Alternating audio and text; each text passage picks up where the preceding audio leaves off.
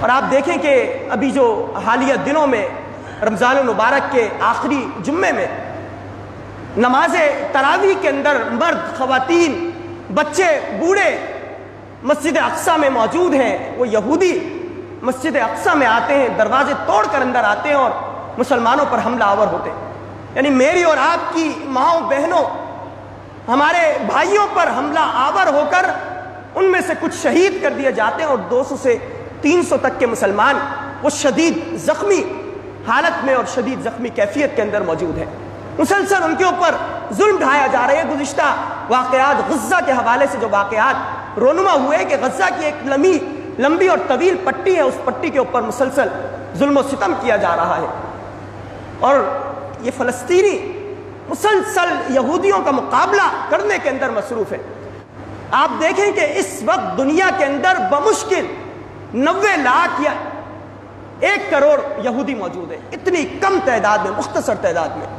اور مسلمان 2.5 ارب سے زیادہ مسلمان اس دنیا کے اندر موجود۔ دنیا کا ہر چوتھا یا کم از کم 5واں انسان وہ مسلمان ہے، اور یہودی صرف 90 لاکھ کی آبادی ان کی ہے، اور اتنی بڑی منصوبہ بندی انہوں نے کر رکھی ہے کہ ان 2.5 ارب مسلمانوں کو شکست سے دوچار کیا جائے، ان کی زمینوں کو ان سے چھین لیا جائے، ان کی معیشت کے اوپر قبضہ کر لیا جائے۔ کیا یہ اللہ رب العالمین کی طرف سے ہم پر عذاب نہیں ہے؟ کیا اللہ رب العالمین نے ہمیں ذلت کے اندر،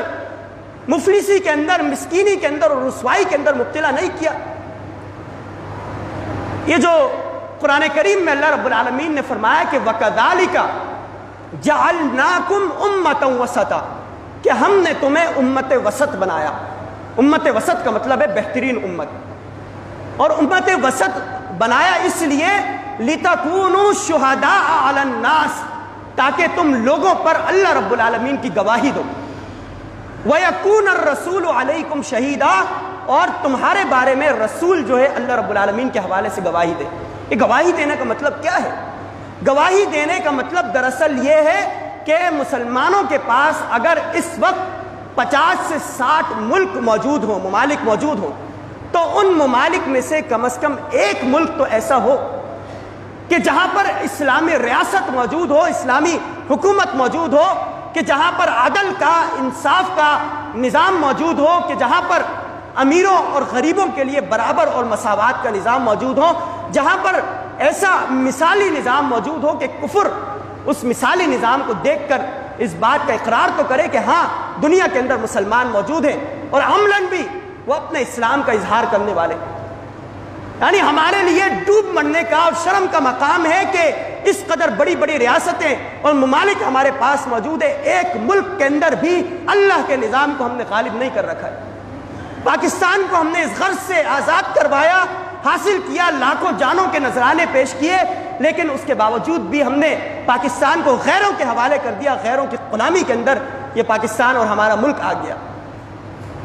ہم اللہ کے حضور جب حاضر ہوں گے تو کس منہ کو لے کر حاضر ہوں گے؟ کیا ہم اس وقت شرم سے نہیں جھک جائیں گے؟ کیا یہ دین صرف اس بات کا نام ہے کہ نماز پڑھ لی جائے، عبادت کر لی جائے، روزے اور زکوٰۃ اور حج کا اہتمام کر لیا جائے، اس کے علاوہ جتنے بھی معاملات ہیں وہ غیروں کے حوالے کر دیا جائے؟ اللہ کی زمین پر اللہ کے نظام کو ہم جب تک غالب نہیں کریں گے اس وقت تک یہ ذلت اور رسوائی اور غلامی یہ ہمارا مقدر رہے گی۔ ہم اس غلامی سے نہیں نکل سکتے۔ غلامی سے اور ذلت اور رسوائی سے نکلنے کا اور غلبے کا اور اختیار کا اور حکومت کا صرف واحد حل یہ ہے کہ مسلمان حکمران، مسلم امہ کے حکمران کسی ایک ملک کو کم از کم اسلامی ملک بنائے اور وہاں اللہ کے نظام کو غالب کرے، اور پھر آہستہ آہستہ دیگر ممالک میں بھی اگرچہ ایٹمی قوت ہمارے پاس موجود ہو، ہمارے پاس ہر قسم کے معدنیات موجود ہوں، لیکن اس کے باوجود بھی ہمارے معدنیات پر اور ہماری چیزوں کے اوپر غیروں کا قبضہ۔ یہ امریکہ جو اپنے آپ کو سپر پاور قوت کہتا ہے، جو یہود جس کی سرپرستی کر رہے ہیں، آپس میں ایک دوسرے سے ملے جلے،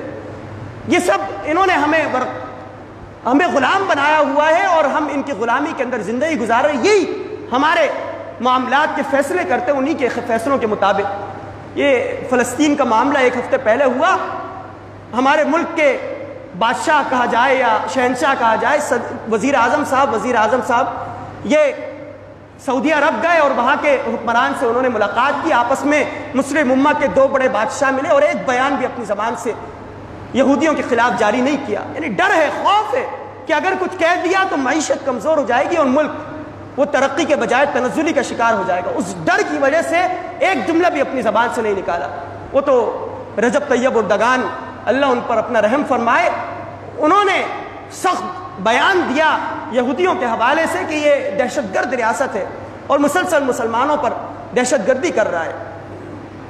تو ہمارے مسلم حکمرانوں کو بھی یہ بات سوچنی چاہیے کہ اللہ رب العالمین نے جو دنیا کے اندر اپنا خلیفہ، اپنا جانشین، اپنا نمائندہ بنا کر ہمیں اس دنیا کے اندر بھیجا تو اللہ کی زمین پر اللہ کے نظام کو غالب کرے. اگر نہیں کریں گے، صرف عبادات تک اپنے دین کو محدود رکھیں گے تو ہمارا بھی وہی حال ہوگا کہ یہودیوں کا جو حال ہوا. یہودیوں کو اللہ رب العالمین نے قرآن میں 4 مقامات پر یہودیوں کے بارے میں فرمایا گیا کہ انی فضلتکم علی العالمین، کہ یہودیوں میں نے تمہیں تمام جہانوں پر سب سے افضل بنا کر بھیجا ہے. سب سے زیادہ فضیلت یہودیوں کو اللہ رب العالمین نے دی تھی. 4 مقامات پر قرآن میں فرمایا، اور پھر فرمایا کہ انہوں نے اس فضیلت کو قبول نہیں کیا، اللہ کے نظام کو غالب نہیں کیا، گواہی کا اور شہادت حق کا اور فریضہ اقامت الدین کے فرائض کو پورا نہ کیا، تو اس کے نتیجے میں ضربت علیہم الذلۃ والمسکنہ وباؤوا بغضب من اللہ، اللہ رب العالمین نے ذلت اور رسوائی ان کے اوپر دے ماری اور اللہ کا غضب ان پر ہوا. تو ہم بھی اگر اس ذمہ داری کو ادا نہیں کریں گے تو ہمارا بھی وہی حال ہوگا جو یہودیوں کا حال ہوا اور آج ہو بھی رہا ہے.